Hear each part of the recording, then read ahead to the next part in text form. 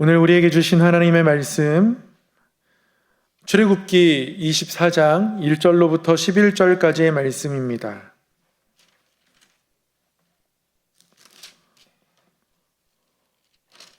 출애굽기 24장 1절로부터 11절까지의 말씀을 우리 함께 교독하도록 하겠습니다. 제가 먼저 봉독하겠습니다. 또 모세에게 이르시되 너는 아론과 나답과 아비후와 이스라엘 장로 70명과 함께 여호와께로 올라와 멀리서 경배하고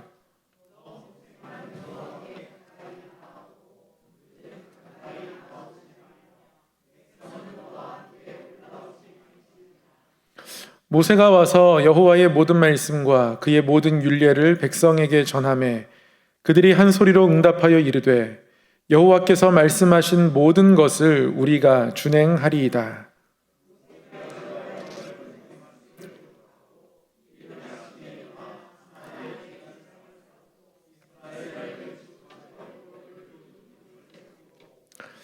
이스라엘 자손의 청년들을 보내어 여호와께 소로 번제와 화목제를 드리게 하고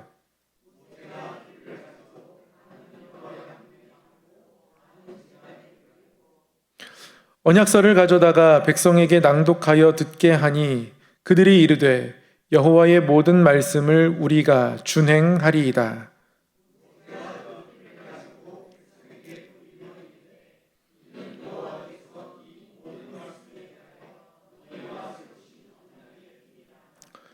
모세와 아론과 나답과 아비후와 이스라엘 장로 70인이 올라가서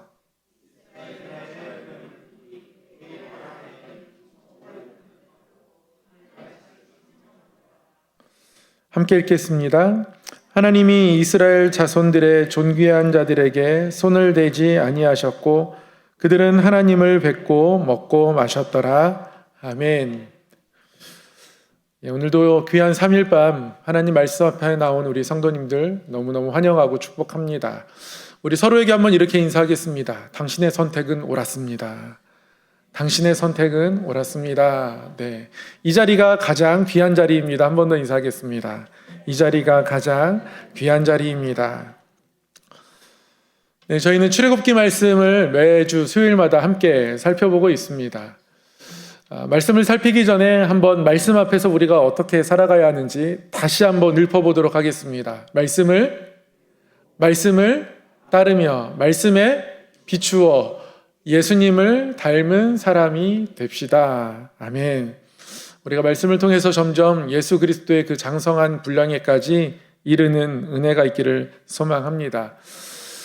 오늘은 출애굽기 18번째입니다. 시내산 언약, 드디어 하나님께서 이스라엘 백성들에게 십계명 그리고 여러 계명들을 주시고 이스라엘과 언약을 맺으십니다. 그 언약 맺는 장면이 출애굽기 24장에 나옵니다. 내용을 살펴보기에 앞서 먼저 오늘도 복습하도록 하겠습니다. 출애굽기에는 3가지 이야기가 크게 나타나 있다고 말씀드렸습니다. 첫 번째, 출애굽 이야기. 두 번째, 광야 이야기. 세 번째, 시내산 이야기. 오늘이 18번째 시간이니까요. 17번째 지금 반복하고 있는 겁니다. 그래도 새롭죠. 말씀의 은혜는 참 희한하고 신비롭습니다. 출애굽 이야기의 주된 내용은 하나님께서 모세를 준비하셨고 10가지 재앙으로 하나님의 권능을 나타내셨고 애굽의 모든 우상들을 무력하게 하셨고 그리고 결국 유월절을 통해서 이스라엘 백성들을 그 땅에서 이끌어내십니다. 홍해를 지나 광야를 걷게 됩니다. 수르 광야, 신광야 그리고 르비딤을 지나서 이스라엘 백성들은 시내산에 도착하게 되죠. 시내산의 이야기가 사실 출애굽기의 상당 부분을 차지하고 있습니다. 시내산에서 이스라엘 백성들은 하나님과 시내산 언약을 맺습니다. 그리고 하나님께서 언약의 선물로 율법과 성막을 주시죠. 저희는 그 율법의 가장 중요한 부분 10계명을 지난 몇 주간 동안 살펴보았습니다. 10계명을 10가지 계명 10번째까지 다 살펴보았는데요. 그래도 한 번 더 다 끝났지만 마지막으로 한 번 더 복습한다 생각하고 한 번 쭉 읽어보도록 하겠습니다. 첫 번째 계명은요, 너는 나 외에 다른 신들을 내게 두지 말라. 두 번째는요, 너를 위하여 새긴 우상을 만들지 말고 또 위로 하늘에 있는 것이나 아래로 땅에 있는 것이나 땅 아래 물속에 있는 것에 어떤 형상도 만들지 말며 그것들에게 절하지 말며 그것들을 섬기지 말라. 세 번째는요, 너는 내 하나님 여호와의 이름을 망령되게 부르지 말라. 네 번째는요, 안식일을 기억하여 거룩하게 지키라. 다섯 번째는요, 내 부모를 공경하라. 여섯 번째, 살인하지 말라. 일곱 번째, 간음하지 말라. 여덟 번째, 도둑질하지 말라. 아홉 번째, 내 이웃에 대하여 거짓 증거하지 말라. 그리고 마지막 열 번째, 내 이웃의 집을 탐내지 말라.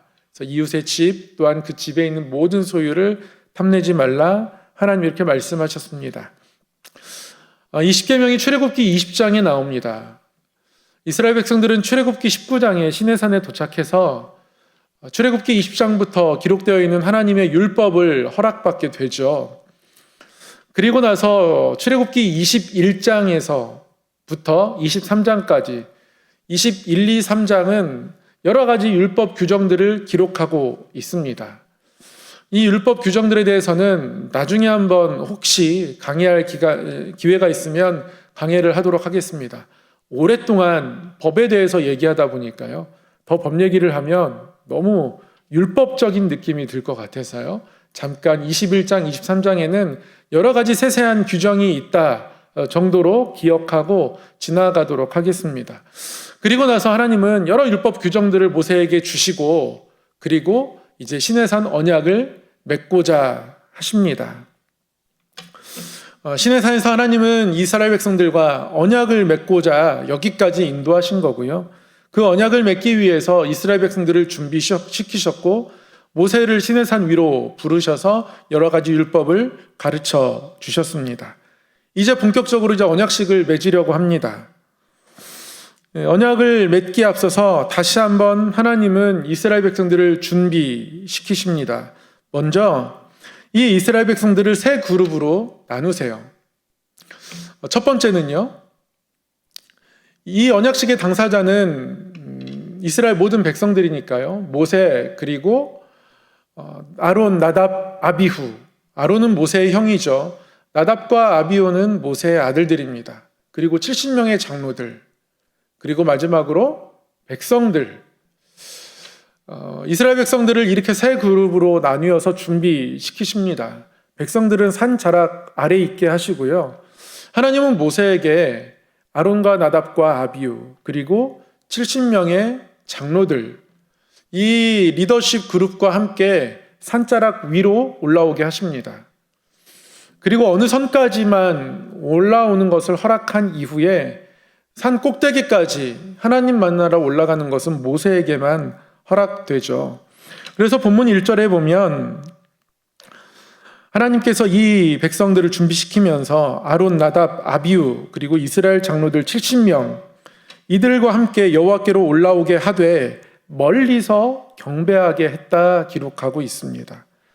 그리고 하나님께 가까이 나아갈 수 있는 건 모세에게만 허락되었습니다.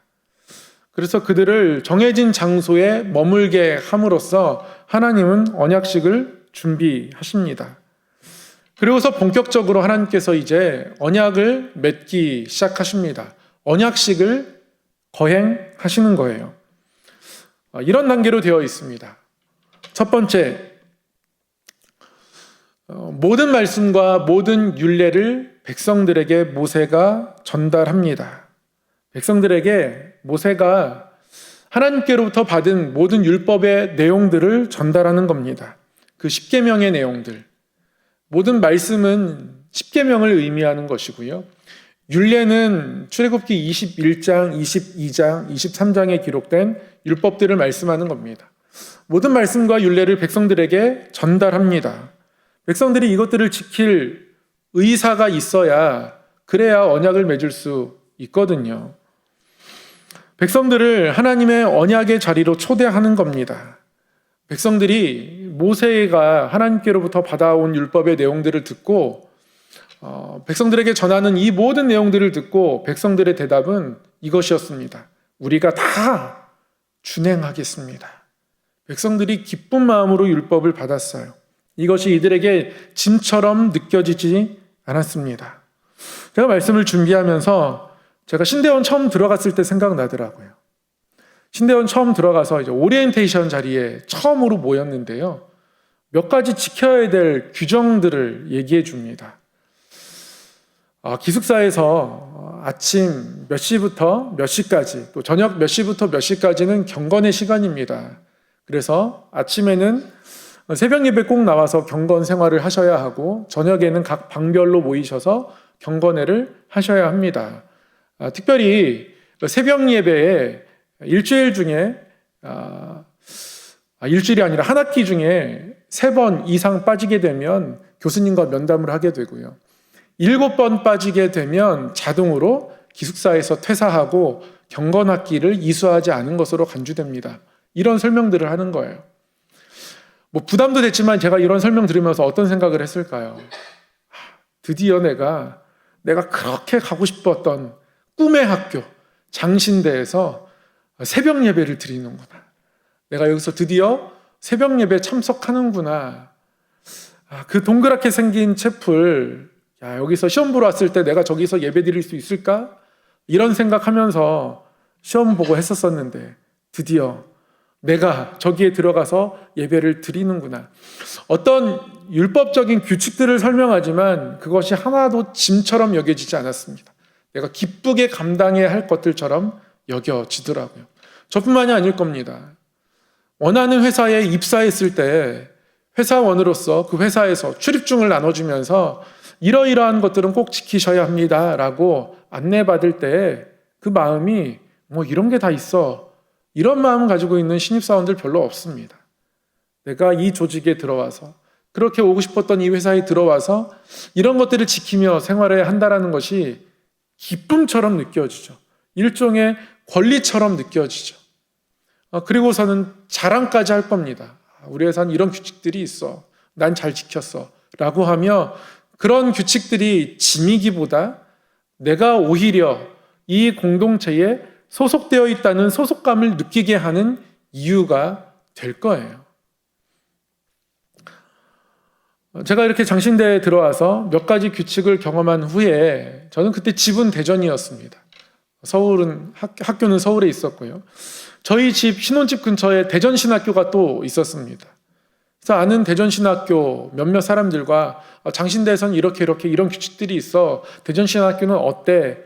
라고 이야기를 나누면서 약간의 차이를 또 느끼면서 이야기를 나누면서 우리 장신대는 이러이러한데 라고 차이가 느껴지는 부분이 저에게 또 다른 어떤 정체성의 이유가 되더라는 것이죠. 이렇게 하나님께서 이스라엘 백성들에게 말씀과 율례를 모세를 통하여서 전해 주었을 때 이것이 이들에게는 선물처럼 다가오는 겁니다. 내가 하나님께 소속되어 있구나. 백성들도 그래서 기꺼이 기쁘게 우리가 이것들을 준행하겠습니다 라고 대답합니다. 그렇게 언약식의 첫 단계가 진행되고 백성들의 서약이 있고 난 이후에 이제는 모세가 모든 말씀들을 다 기록합니다. 기록하는 이유가 무엇일까요? 기록하는 이유는 우리가 어떤 것들을 기록하는 이유와 같습니다.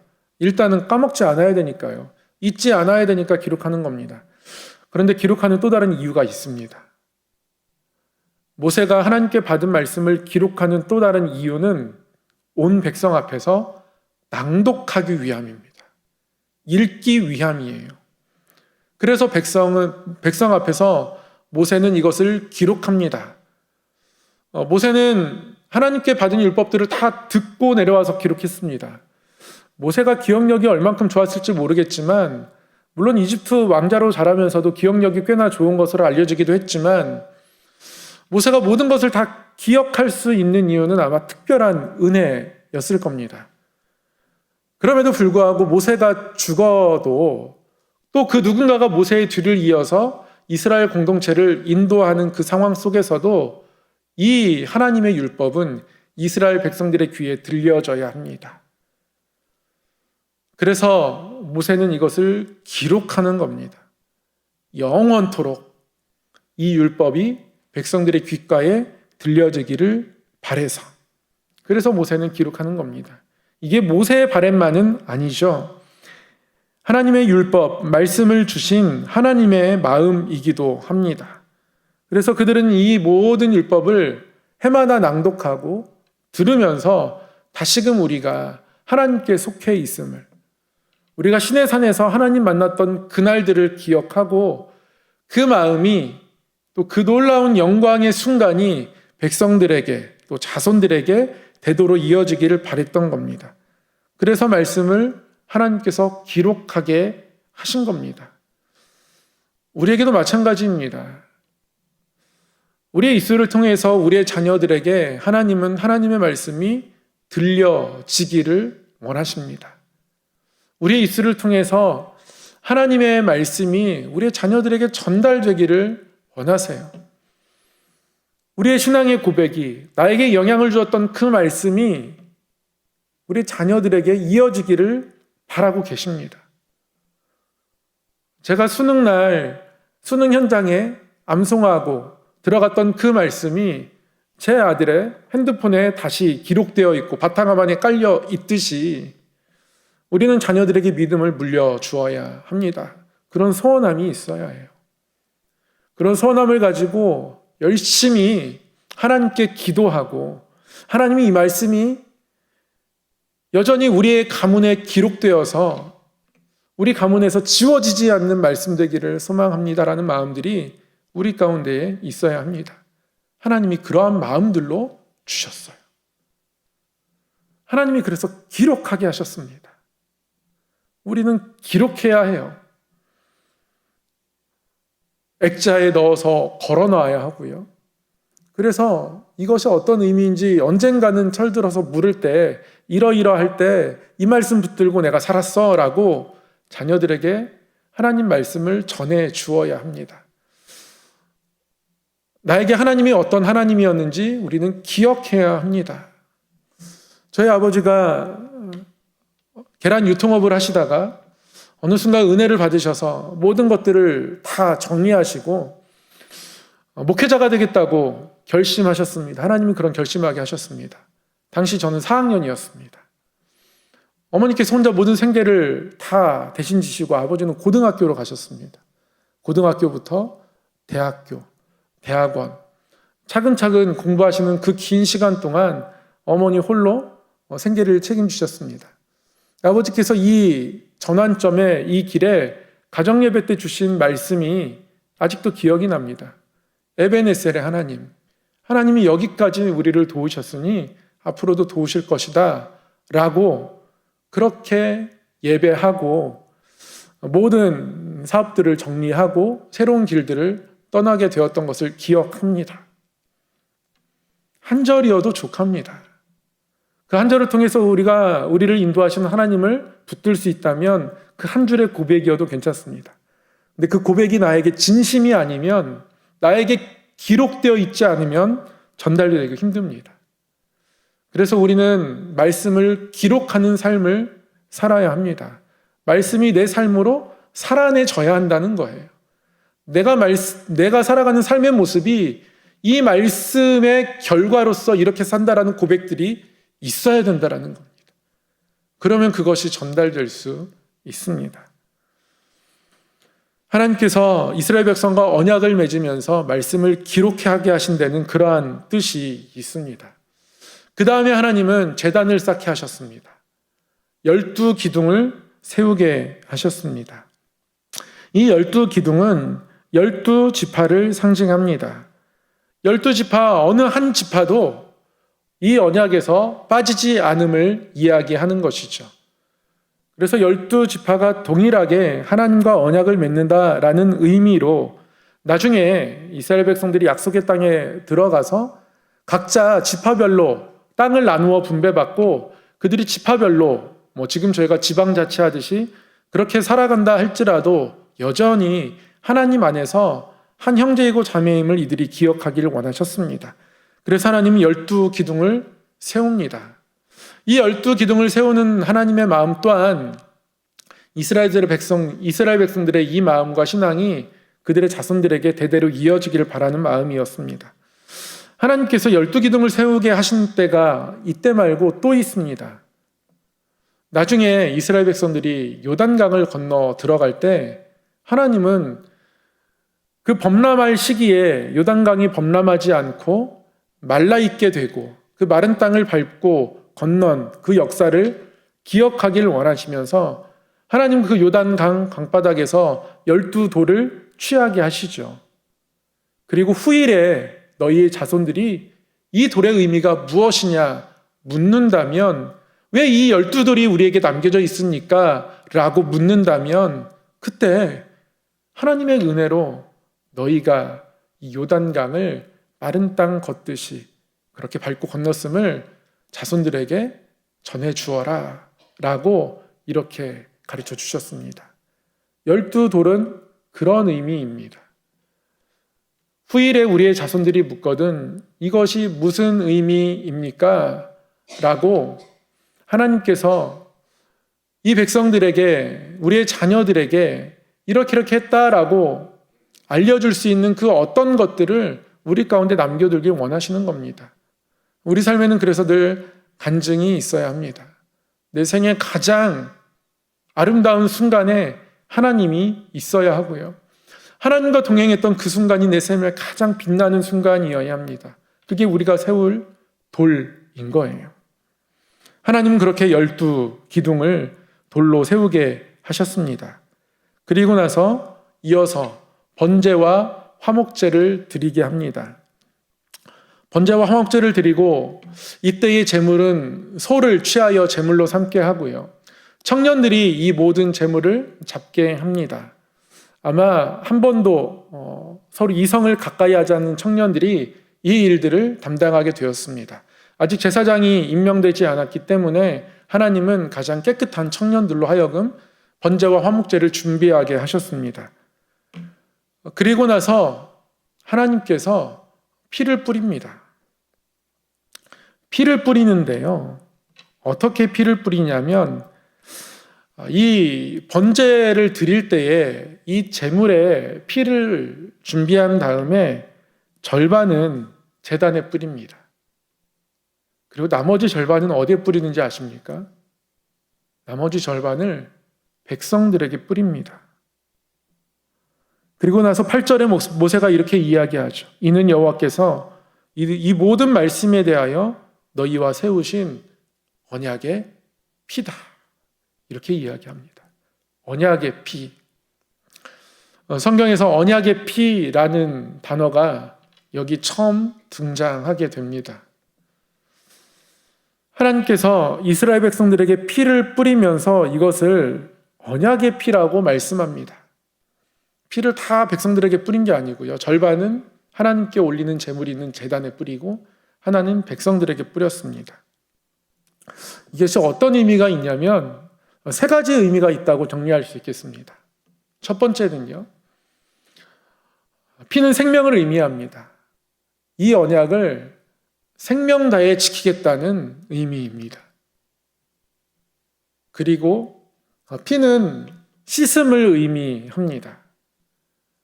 이스라엘 백성들이 과거 애굽에서 종되었던 모든 기억들, 모든 흔적들을 하나님이 씻고 싶으셨습니다. 씻음의 의미가 있습니다. 그리고 제단에도 뿌리고 이스라엘 백성들에게도 뿌립니다. 이것은 하나님에게도 뿌리고 이스라엘 백성들에게도 뿌린 겁니다. 그래서 결국 이스라엘과 하나님이 하나의 피를 뿌려 한 혈족이 된 것, 즉 한 가족이 된 것, 이것을 의미합니다. 번제와 화목제를 드리면서 피의 절반을 제단에 뿌리고 그리고 하나님의 말씀을 낭독한 이후에 나머지 절반을 백성들에게 뿌리는 것, 이것은 이런 의미가 있습니다. 우리는 언약의 피 하면 즉시로 떠오르는 장면 하나가 있죠. 바로 성찬식의 장면입니다. 마가복음 14장 22절에서 24절, 예수님이 잡히시기 전날 밤 제자들과 마지막으로 식사하시면서 그 먹을 때에 이렇게 말씀하셨습니다. 그들이 먹을 때에 예수께서 떡을 가지사 축복하시고 떼어 제자들에게 주시며 이르시되 받으라 이것은 내 몸이니라 하시고 또 잔을 가지사 감사 기도하시고 그들에게 주시니 다 이를 마시매 이르시되 이것은 많은 사람을 위하여 흘리는 나의 피 곧 언약의 피니라. 언약의 피라고 예수님이 자신이 흘리는 피를 말씀합니다. 예수님의 이 언약의 피 역시 하나님께서 그 시내산에서 뿌리게 하셨던 피와 의미가 같죠. 예수님이 생명 다해 이 약속을 지키십니다. 예수님은 정말 생명을 다 하셨습니다. 다 내어주셨어요. 그리고 그것을 우리를 씻어 주셨습니다. 그리고 요한복음 1장 말씀처럼 이 예수님을 영접하는 자에게는 하나님의 자녀가 되는 권세도 허락하여 주셨습니다. 하나님께서 우리를 예수님을 믿는 믿음 안에서 하나님의 한 가족으로 삼으신 겁니다. 자녀되게 하셨어요. 히브리서 9장에서도 이 사건을 언급합니다. 그때 시내산에서 처음으로 너희가 하나님과 언약 맺을 때에 그때 피 뿌리지 않았느냐? 그때 피 뿌림이 있었지 않느냐? 그 피 뿌림이 의미하는 것처럼 예수님이 우리를 위하여서 피를 흘리신 것이 영원한 제물 되심의 의미이다 라고 설명합니다. 히브리서 9장에서도 결국 이 언약의 피가 예수님께서 우리를 위한 흘리신 이 언약의 피, 그리고 시내산에서 뿌렸던 그 피, 이 모든 것들이 바로 하나님이 우리를 씻어주시고 하나님이 우리에게 모든 것을 다해 우리를 사랑하시는 그 사랑의 하나님이심을 나타내시고 그 사랑의 하나님과 우리가 한 가족 되었음을 보여주신 것이라고, 이 언약의 피는 그런 것이라고 하나님께서 마가복음을 통해서 또 히브리서를 통해서 우리에게 더 깨닫게 하십니다. 이 언약의 피는 바로 그런 의미입니다. 피 뿌리고 말씀을 낭독하고 다시 그 피를 백성들에게 뿌리면서 하나님께서 이 모든 말씀들이 생명처럼 지켜지기를 원하셨고 하나님이 우리를 씻어주기를 원하셨고 우리를 한 가족으로 삼고 싶어 하셨던 것이고요. 그래서 예수님을 이 땅에 보내셔서 이 언약의 피를 다시 한번 우리에게 뿌려 주신 겁니다. 그래서 우리는 이 말씀 앞에서 예수님의 그림자를 발견하게 되고 또 예수님을 생각하면서 하나님이 시내산 언약에서 이스라엘 백성들과 언약을 맺을 때 가볍게 맺은 것 아니라는 것을 다시 깨닫게 되죠. 하나님이 이 백성을 정말 사랑하셨구나. 정말 깊이 사랑하셨구나. 이 백성이 하나님 사랑에 얼만큼이나 깨닫고 있는지 알 수는 없지만 하나님은 정말 많이 이 백성을 사랑하셨구나.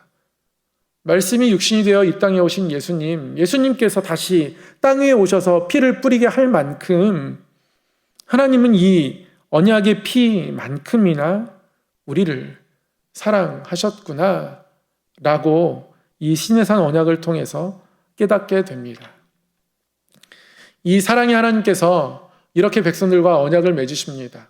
백성들에게 율법을 전하게 하시고 이들이 준행하기로 결심하고 그래서 말씀을 기록하고 12기둥을 세우고 번제와 화목제를 드리고 그 피를 제단에 또한 말씀을 다시 한번 낭독한 이후에 그 피를 백성들에게 뿌림으로써 이들과 하나님은 이제 언약 관계에 새로운 관계에 놓이게 되는 것이죠. 그리고 이들을 위하여서 하나님은 특별한 만찬을 하나 베풀어 주십니다. 9절 이하에 보니까요. 모세와 아론과 나답과 아비후 그리고 이스라엘 장로 70인이 하나님과 함께 특별한 만찬을 나누게 됩니다. 이들이 하나님을 보면서 하나님과 함께 어떤 특별한 음식들을 나누게 됩니다. 하나님을 뵙고 먹고 마셨다 11절에 기록하고 있죠. 그 발 아래를 보니까 청옥을 편듯하고 하늘같이 청명하고 어떤 천상의 식사를 이들이 경험하게 됩니다. 요한계시록에서도 보면 하나님 보좌 아래에 아주 푸른 바다가 있는데 그 바다가 유리바다와 같다라고 기록하고 있어요. 어떤 천국의 모습이 지금 시내 산자락에 펼쳐진 겁니다. 신비한 경험을 한 거죠. 하나님이 이들을 천상의 경험에 초대하셨습니다. 그래서 이스라엘 백성들은 천국을 기억하고 상상할 때마다 우리가 거기에 가면 우리의 믿음의 조상이 되었던 아브라함과 함께 먹고 마실 거야. 그런 생각들, 그런 상상들을 하면서, 그래서 이스라엘 백성들의 랍비들의 식사에는 늘 천국이 대화의 소재였습니다. 우리가 이렇게 말씀을 나누면서 식사를 하고 나면 언젠가는 천국에서 아브라함과 함께 식사를 할 날도 있겠지? 이런 얘기하면서 유대 랍비들은 식사를 주로 나누었다 합니다. 신비한 경험들을 이 시내산에서 한 거예요. 천상에서의 식사 경험을 하나님께서 허락하셨습니다. 우리에게 결국 하나님이 이 시내산을 지나 약속의 땅을 지나 결국에 우리가 도착할 곳이 바로 청옥이 바다처럼 펼쳐진 그곳, 하늘의 보좌가 있는 곳, 하나님이 다스리시는 그곳, 하나님이 신비한 그곳으로 우리를 인도하시는구나. 우리의 홈은, 우리의 집은, 우리의 안식은 거기에 있는 것이구나 라고 참된 안식을 그들에게 경험하게 하셨습니다. 경험하게 함을 통해서 이들은 더더욱 사모하게 되겠죠. 꿈에서라도 천국을 보면 그 천국을 사모하게 될 겁니다. 그렇게 하나님은 이스라엘 백성들의 리더들에게 특별한 선물 같은 경험을 하게 해 주셨습니다. 이런 확신이 있어야, 그래야 앞으로 이 이스라엘 백성들, 이 장로들이 힘들고 어려운 광야의 여정에 모세와 동역하며 이스라엘 백성들을 이끌어 갈 수 있거든요. 그래서 아마도 모세가 르비딤에서 하루 종일 재판에 지쳐있는 모습, 그것을 모세의 장인 이드로가 방문하면서 발견하게 되고, 그래서 또 다른 리더십을 세워라라고 충고하고, 그때 새로운 리더십들을 모세가 세우게 되는데 이 70명의 장로들도 아마 그때 세워졌을 겁니다. 이들이 모세의 부름에 순종하고 모세와 함께 수고스러운 일들을 감당해 가야 하는데, 그 일들을 맡기기 위해서 하나님은 선물과 같은 체험들을 이들에게 허락해 주신 겁니다.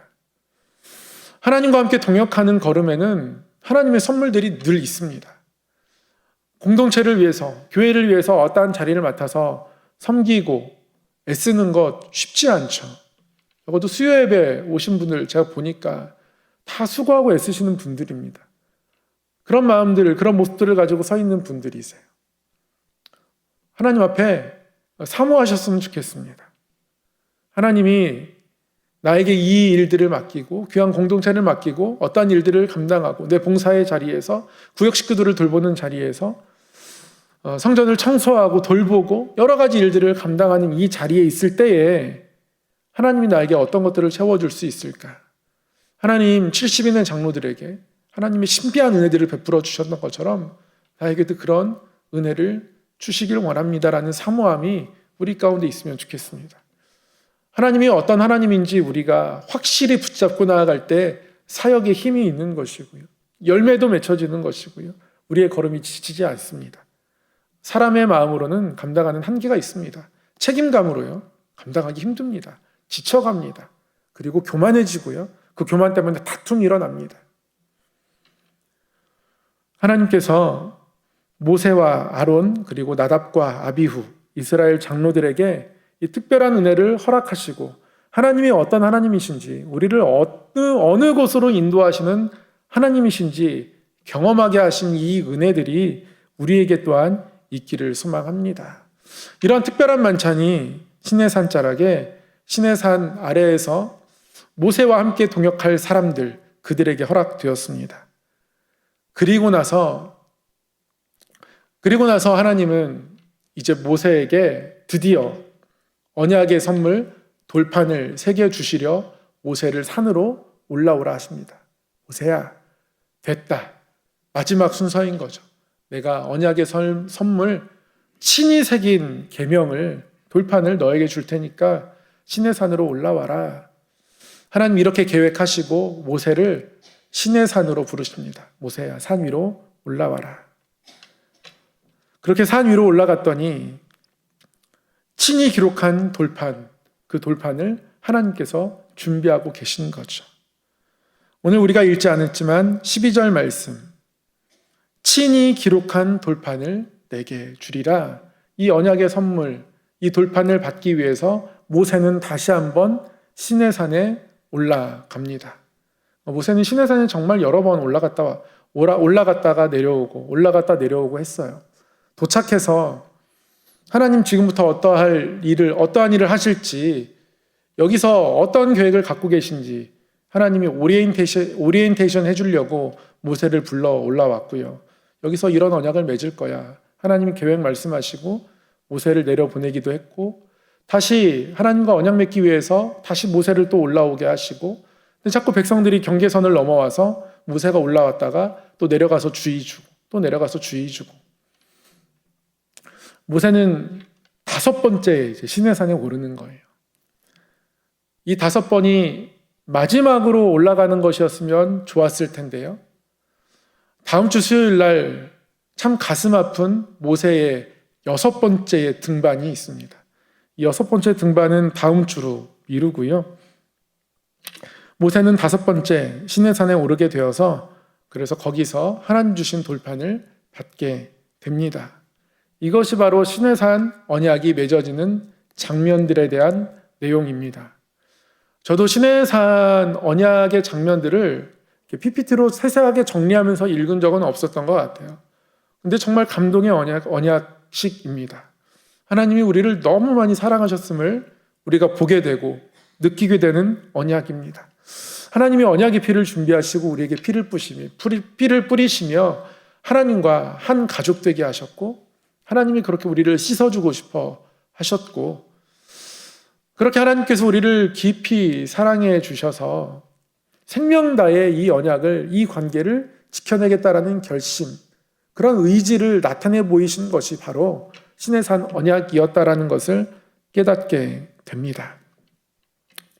이 시내산 언약 앞에서 백성들이 다 준행하겠다고 결심하고 이 언약에 함께 참여했고요.